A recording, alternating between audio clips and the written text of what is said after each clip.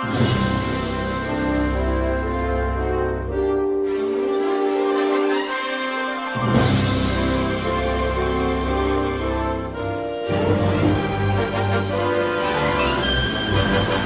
pagi saudara-saudara yang Tuhan Yesus kasih. Pagi hari ini kita berjumpa kembali dalam acara Lensa Epata Guntung Payung. Hari ini kita berada di hari yang baru, bulan yang baru, tanggal 1 Oktober tahun 2021. Di penghujung akhir pekan kita masih beraktivitas. Namun sebelum kita melangkahkan kaki dalam kehidupan ini, mari kita melandasi melalui firman Tuhan. Mari kita berdoa. Bersyukur karena Tuhan tibakan kami di hari yang baru. Sebelum kami memulai aktivitas dalam hidup ini, kami ada dalam hadirat-Mu yang kudus. Mohon kekudusan kasih-Mu menguduskan hati pikiran kami, diri kami, hidup kami, ketika kami akan membaca dan mendengarkan, merenungkan kebenaran firman-Mu. Biar firman-Mu itu menjadi penuntun dan penerang dalam langkah hidup kami. Amin. Saudara-saudara yang Tuhan Yesus kasih, firman Tuhan bagi kita semua di pagi hari ini terdapat dalam kitab Perjanjian Lama, kitab Ulangan pada pasal yang ke-23. Kitab Ulangan pada pasal yang ke-23, ayat yang ke-15 hingga ayat yang ke-16 demikian. Kesayangan terhadap budak yang melarikan diri. Janganlah kau serahkan kepada tuannya seorang budak yang melarikan diri dari tuannya kepadamu.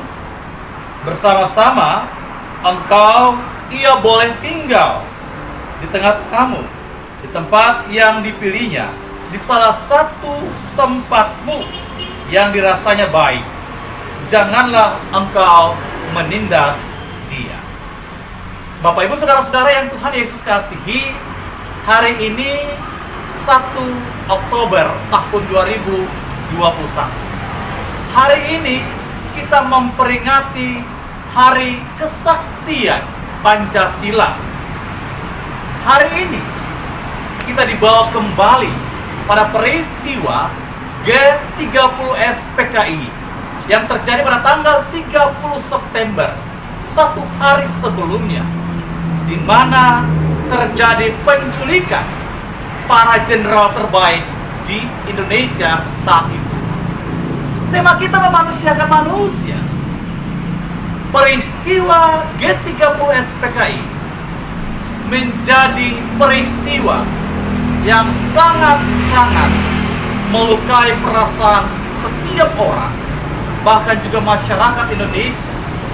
Peristiwa ini menjadi masa kelam di dalam perjalanan sejarah perjalanan bangsa Indonesia, di mana nilai-nilai kemanusiaan tercoreng dengan terbunuhnya para jenderal terbaik saat itu.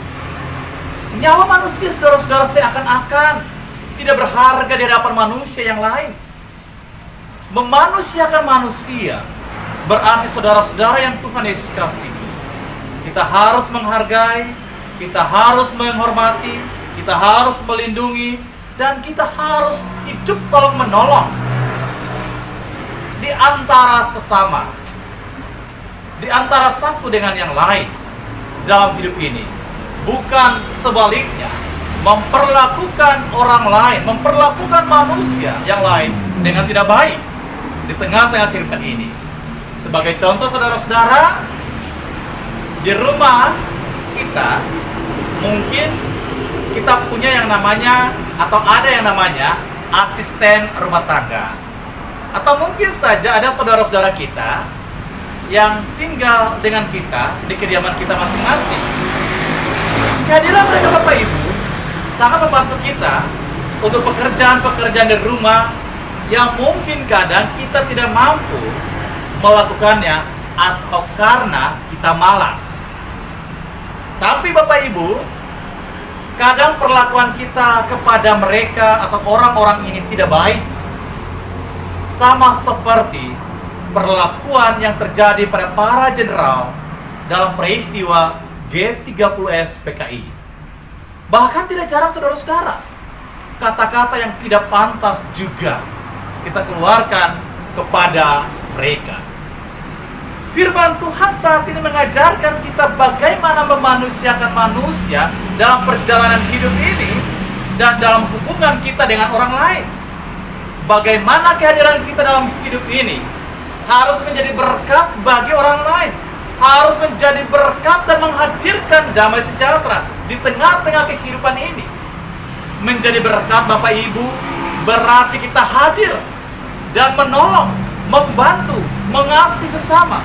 Itulah makna Bapak Ibu, memanusiakan manusia. Memanusiakan manusia sama seperti yang dikatakan oleh Yesus dalam kitab Injil Lukas. Nah, pasal yang ke-10 ayat 25 hingga 27. Ketika ada pertanyaan kepada Yesus, apa yang harus diperbuat agar seseorang memperoleh hidup yang kekal dalam hidup ini? Maka Yesus menjawab dengan merujuk pada hukum Taurat yang diringkas oleh Yesus dalam Matius 22 ayat 37 hingga 40, yaitu kasih kepada Tuhan dan kasih kepada sesama. Mengasihi Tuhan berarti mengasihi Tuhan itu harus diwujud nyatakan dalam mengasihi sesama. Mengasihi Tuhan berarti juga harus memperlakukan orang lain sama dengan cara kita dalam sikap mengasihi Tuhan di tengah-tengah kehidupan ini.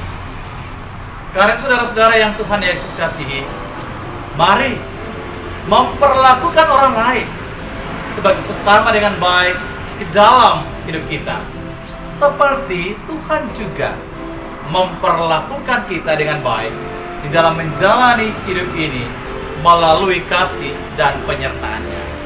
Selamat menjalani aktivitas di sepanjang hari ini, selamat menyongsong akhir pekan, dan selamat mensyukuri kehidupan di dalam kasih penyertaan dan berkat Tuhan Yesus. Tuhan memberkati. Amin. Saudara-saudara yang Tuhan Yesus kasih, mari kita berdoa. Kami belajar hari ini Tuhan, bagaimana memanusiakan manusia di tengah-tengah perjalanan kehidupan ini. Ketika kami mengasihi Tuhan, maka kasih kepada Tuhan itu harus diwujud nyatakan dalam kasih kepada sesama melalui tindakan nyata. Memanusiakan manusia berarti juga kami harus saling menolong, menghargai, menghormati, menghadirkan damai sejahtera di tengah-tengah kehidupan ini, bahkan kehidupan orang lain, supaya nyatalah kasih Tuhan itu. Maka di saat ini Tuhan, kami mohon kasih setia bagi kami, mampukan kami untuk bisa melakukan kebenaran firman dalam kehidupan kami, untuk bisa melakukan kebenaran firman-Mu dalam perjalanan hidup dan iman kami, baik di tengah-tengah keluarga rumah tangga, dalam hubungan suami istri, hubungan orang tua dengan anak-anak, bahkan dalam hubungan dengan sesama, lingkungan masyarakat, ataupun juga di tengah-tengah pekerjaan dan juga di tengah-tengah persekutuan kami sebagai satu keluarga Allah. Terima kasih Tuhan, jaga lindungi kami, pelihara kami, kekuatan, kesehatan, keselamatan Tuhan selalu karena bagi kami. Inilah doa kami, ungkapan syukur, permohonan pengharapan kami. Di dalam nama Yesus Kristus kami berdoa. Amin.